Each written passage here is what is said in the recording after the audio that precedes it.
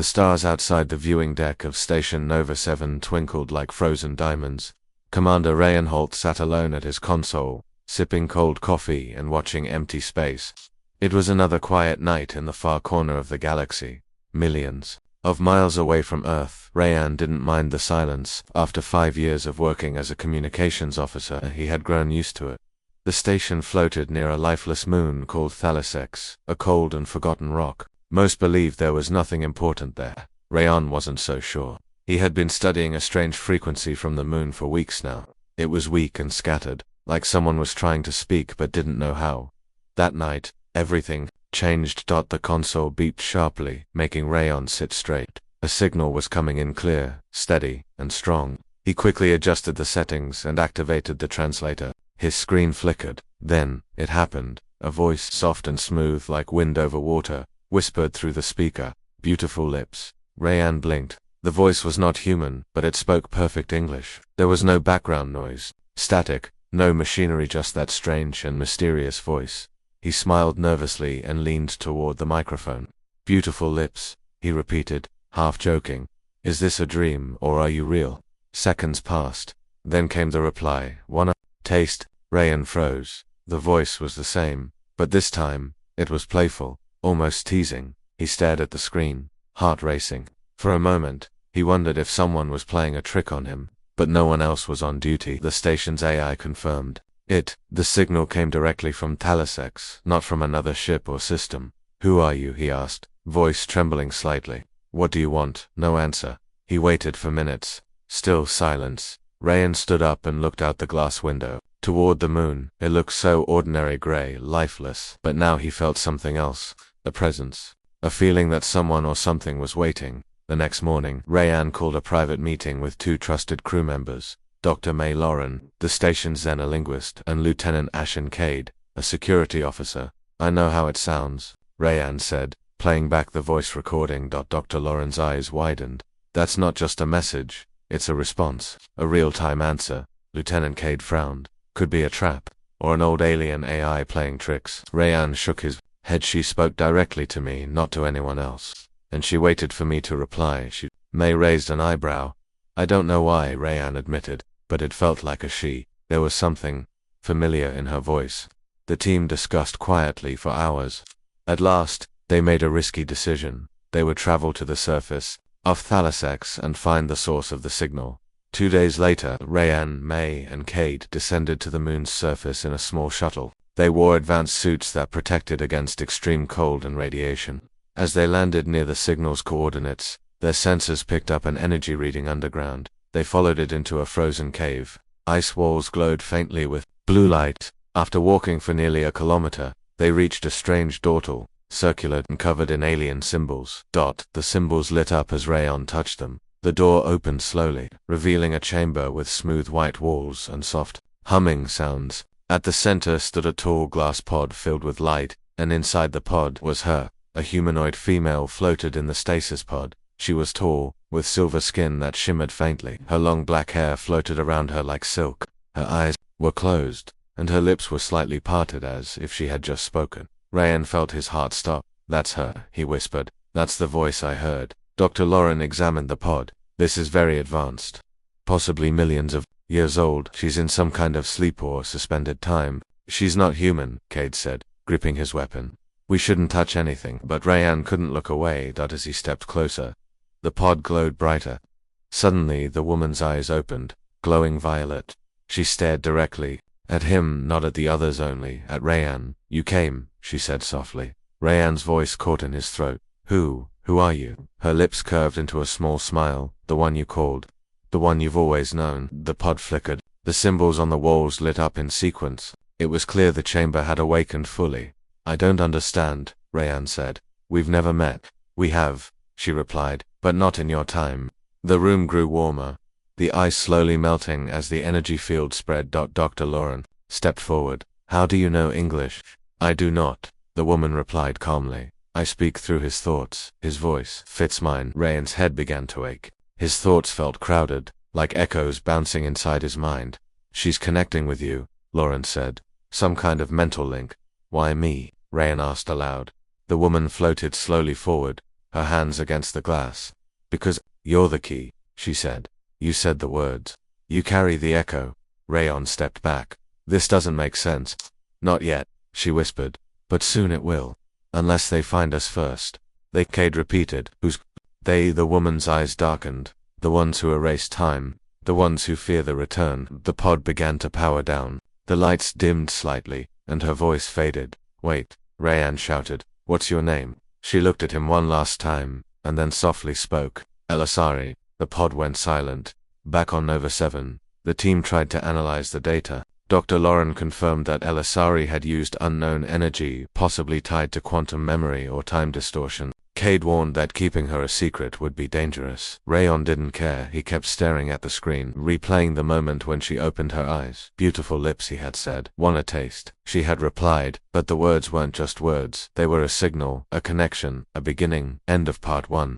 For the next few days, Commander Rayan Holt could not stop thinking about her Elisari. Every time he closed his eyes, he saw her face in the pod, her glowing violet eyes looking deep into his soul. He heard her voice again and again, like a soft song stuck in his mind. He spent hours alone in the comms room, listening to the recordings. There were no more signals, but he felt she was still speaking to him, just not with words. Dr. May Lauren was busy studying the data they collected. From the moon, her scanners had recorded energy never seen before. According to her, the stasis pod was not just keeping Elisari alive, it was slowing down time around her. She could be thousands of years old, May said, or even older, yet she looked at you like she already knew you. Rayon nodded. She said, I'm the key. To what? Asked Lieutenant Cade, clearly worried. We don't know what she is. We should report this to Central Command. Rayon didn't answer. He knew what Command would do. They would treat Elisari like a threat, lock her up, run tests, maybe worse. She didn't try to harm us, Rayan said. She could have done something in that room, but she didn't. She spoke kindly. Cade folded his arms. Or she's waiting for the right time. But Rayan had already made up his mind. He couldn't leave her there. Not trapped inside that frozen pod. Not after everything he felt. Late that night, Rayan returned to the shuttle alone. He told the AI to hide his launch. In secret, he flew back to Lesix. The cave was quiet, the ice glowing dimly like a sleeping crystal. Inside the chamber, the pod stood still. Elisari remained inside, her eyes closed again, her face peaceful. Placed his hand on the glass. I'm here, he whispered. Tell me what to do. The symbols on the walls lit up again. The pod hummed, and a soft click echoed in the room. A small panel opened on the side of the pod. A message appeared in alien symbols, then slowly changed into English. Do you trust her? Rayan read the message and smiled. Yes, he replied. The pod's light grew brighter. Then, slowly, the glass slid open. A warm mist floated out. As Elisari stepped forward, she moved with grace, her long hair floating gently behind her like black silk in the air. She looked at Rayan with the same calm eyes as before. You returned, she said, her voice soft. I couldn't leave you here, Rayan replied. She tilted her head slightly, curious. Why? I don't know, he admitted. But I feel like I've always known you, like you've been in my dreams. You carry the echo, she said. The voice that woke me. She stepped closer. Rayan didn't move. He felt no fear, only calm. I am Elisari of the Virulent Empire, she said. Long ago, I was placed here to sleep until the time was right. What time? He asked. When the world is ready for truth, she answered. When the last spark of the silent architects rises again, Rayan frowned. I don't understand. What are the silent architects? Elisari turned and walked toward the glowing symbols on the wall. With a wave of her hand, the chamber changed. The walls showed images of planets, starships, and ancient beings made of light and metal. The silent architects were not like others, she explained. They did not build cities, they built time. They shaped memories, thoughts, and futures. Rayan watched the images change. He saw a war stars burning, ships breaking, planets lost. They were feared, she continued. So the galaxy joined together to erase them, but not all were destroyed. Some, like me, were given their knowledge to protect it. Rayan took a deep breath. You were a protector. Yes, Elisari said. And now, the enemy rises again. Who? The Zerun, she said. They hunt memory. They erase timelines, and they know I am awake. Rayan's heart beat faster. Then we have to leave. Elisari looked at him. They will follow. But I trust you. She placed her hand gently on his chest. You are human, but more have what others lost long ago. Hope. Rayan brought her back to Nova 7 secretly. He hid her in the AI control center, an area rarely visited except by him. With help from May, who agreed to stay silent, they kept Elisari's presence hidden. As days passed, Elisari learned fast. She read Earth's history, human behavior, languages. She asked deep questions about love, art, and why humans smile. Even when they're sad, you feel so much, she said to Rayon one night. Joy, pain, kindness. I was not made to feel, but with you, I begin to understand. Rayon smiled. That's what makes us human. She touched her lips gently when you said, beautiful lips. Was it a joke? Rayon laughed softly. Maybe, or maybe I was just honest. She looked into his eyes, her own filled with soft light. Then when I said, wanna taste? Maybe I was honest too. Rayon looked away shyly. You stopped my heart that day. Elisari stepped closer. Then let it start again, with me. Meanwhile, deep in space, a dark ship moved toward Nova 7. The Zerun watchers had detected the energy burst from Thalisex. They were ancient and cold, living in shadows of memory. She has awakened, one said in a dry whisper. Then the key is near. They turned their ship toward the human station. Erase, came the command.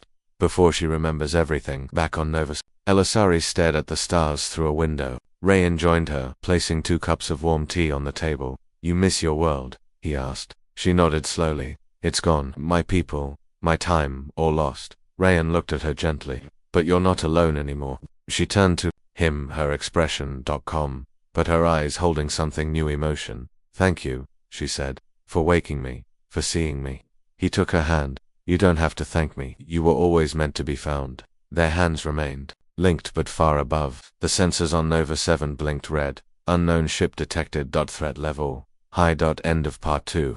Commander Rayenholt stood at the edge of the observation deck, his hands behind his back, eyes locked on the stars. He had always found peace in space, in its stillness. But now, the stars felt colder, darker. A shadow was moving among them, but behind him, the heavy doors slid open. And Lieutenant Ashen Cade marched in. Rayan, he said sharply, we've got a problem. Rayan turned.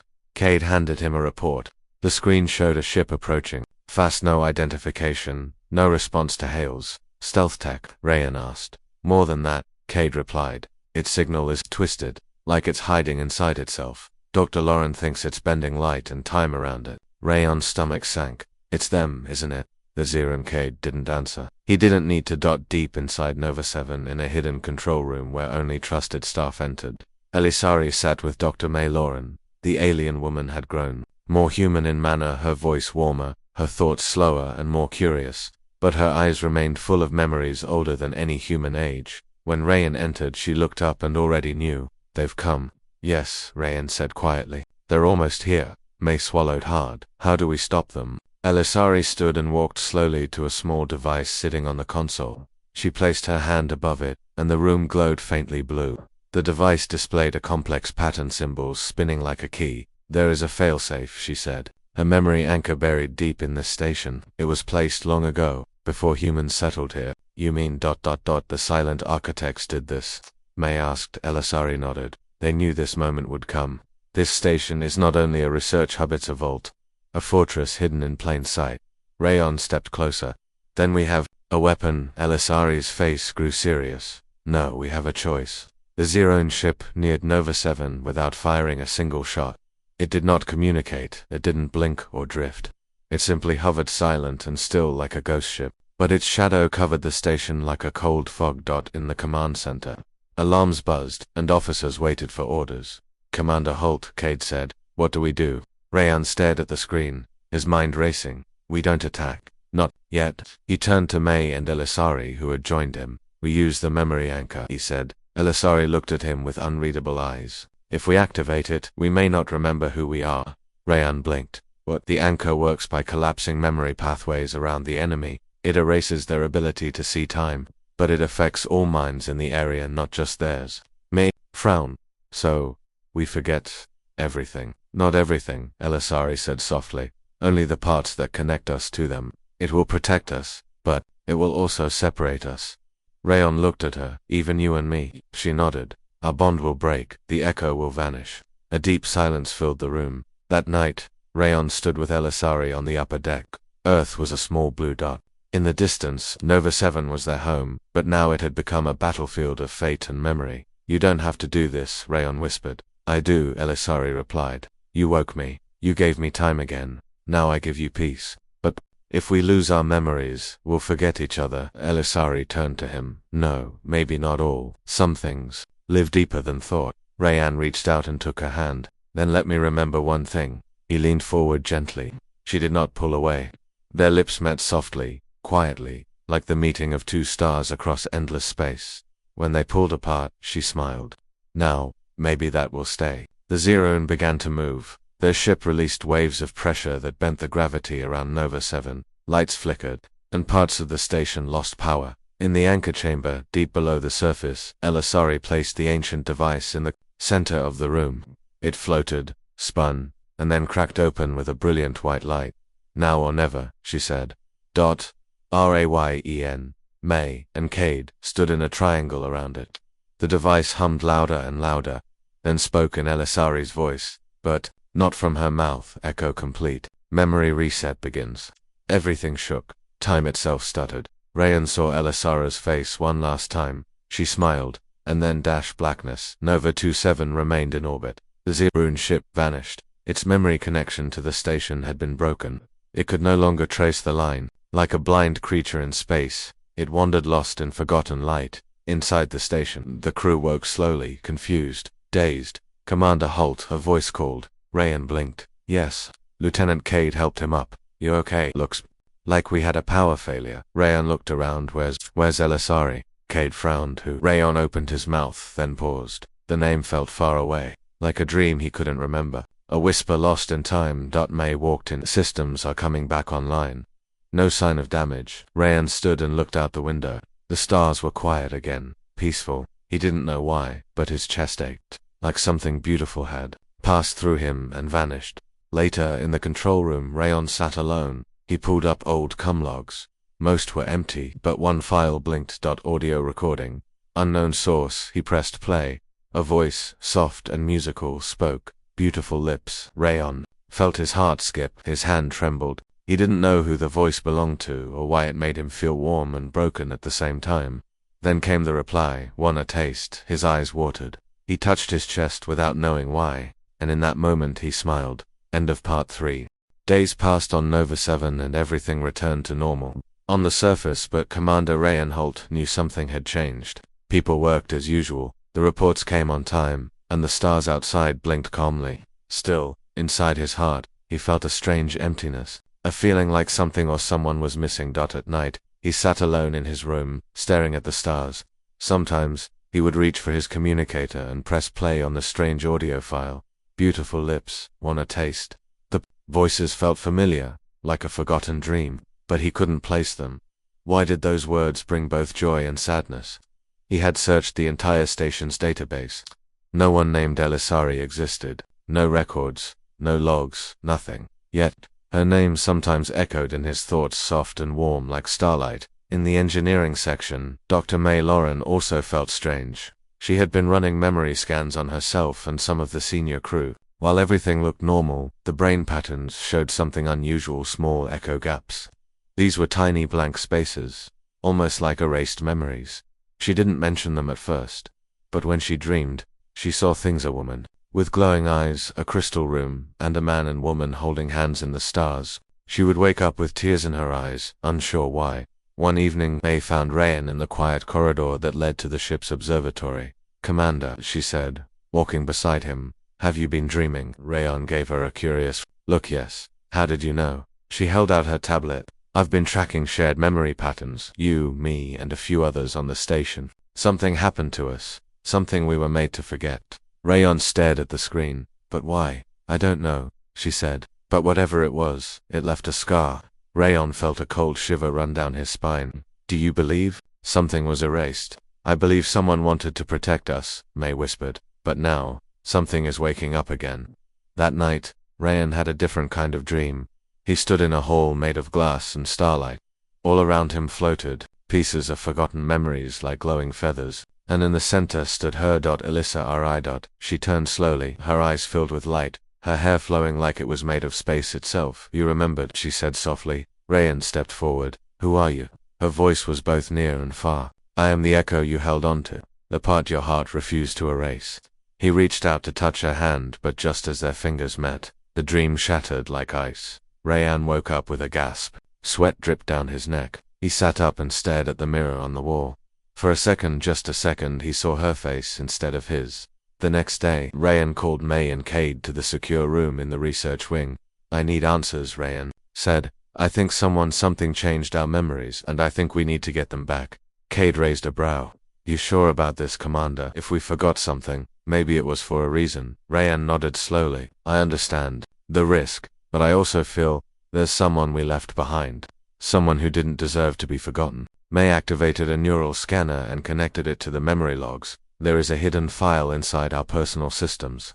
It's encrypted, but I believe it's a memory key. I can try to unlock it. Rayan sat in the chair, and the machine hummed around him. Within seconds, a flash of light exploded in his mind. He was back in the cave on Thalos X, the glass pod. The soft voice. He saw himself touching the pod, speaking the words, beautiful lips, and the reply that took his breath away, want a taste. He saw them walking together, fighting the Zerun, kissing beneath the stars, her hand in his dot then, the bright light, the anchor device, and her last smile before everything turned dark. Rayan opened his eyes. Her name was Elisari. May gasped. You remember? I remember everything. Cade looked between them, confused. Who's Elisari? Rayan stood up. She's not just someone, she's the reason we're still alive. She gave up her memory to protect us. Cade blinked. So where is she now? Rayan paused. I don't know. Back in the hidden chamber of the station where the memory anchor had been stored. Soft light began to glow. A small crystal in the wall pulsed slowly, like a sleeping heartbeat. Inside the crystal, a faint shape appeared. Elisa, her eyes were closed, her body still, but her mind was stirring. Later that evening, Rayan returned to the chamber alone. The door was half sealed as if it had not been touched in weeks, but he pushed through. The light inside guided him to the center, where the crystal floated above a silver platform. He whispered. Her eyes opened slowly. You came back, she said softly.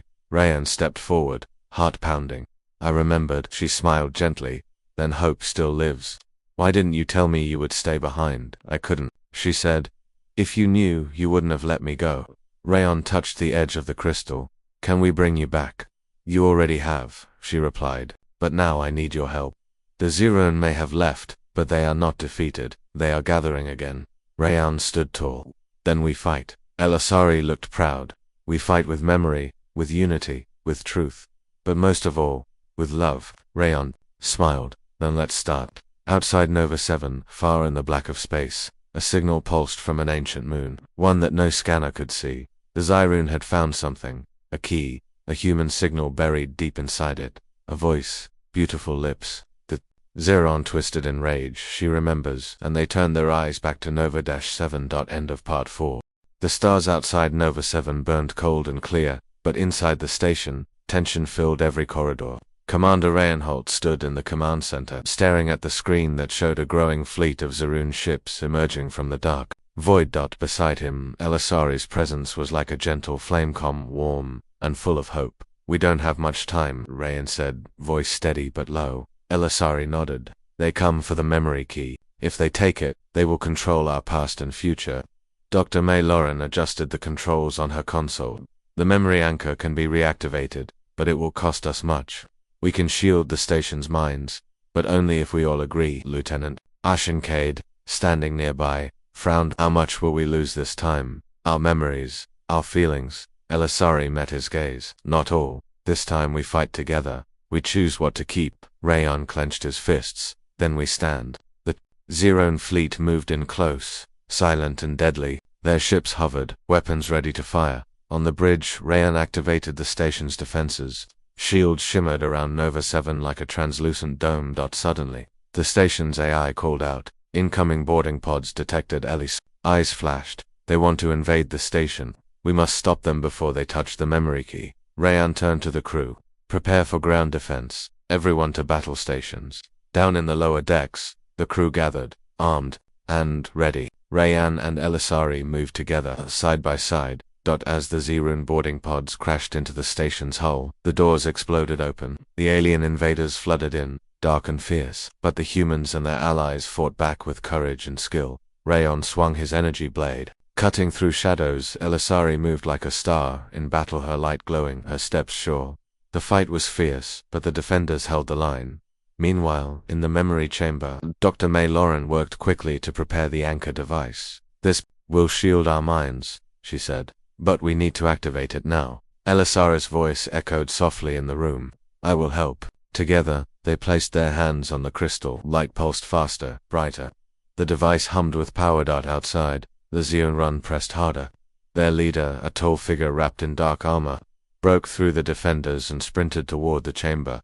Rayan saw him and shouted, "Stop him." The Zeron leader reached the door just as Elisari finished the activation. A wave of blue light exploded from the crystal. The leader screamed as his mind was caught in the memory anchor's power. His memories twisted and bent, and his vision blurred. He staggered back, clutching his head. Behind him, the boarding party faltered, disoriented by the same wave. Rayon charged forward, catching the leader in a swift move.